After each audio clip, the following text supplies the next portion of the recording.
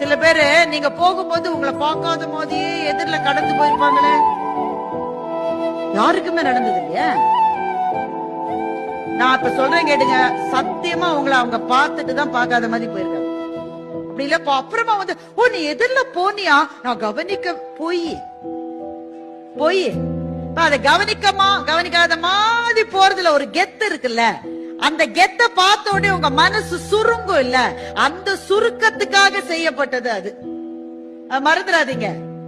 உடனே பதிலுக்கு போய் என்னப்பா நீ என்னப்பா அப்படி கேட்காதீங்க, தயவு செஞ்சு அவமானப்படுவீங்க. இன்னொரு சந்தர்ப்பத்துல அவங்க உங்க முன்னாடி வர்ற போது நீங்களும் பார்க்காத மாதிரியே போறதுக்கு ஒரு வாய்ப்பு உங்களுக்கு இருக்குல்ல, அந்த வாய்ப்பை விட்டுறாதீங்க.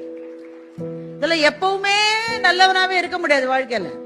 ஒவ்வொரு சமயத்துல திருப்பி கொடுக்க வேண்டிய நேரத்தை திருப்பி கொடு.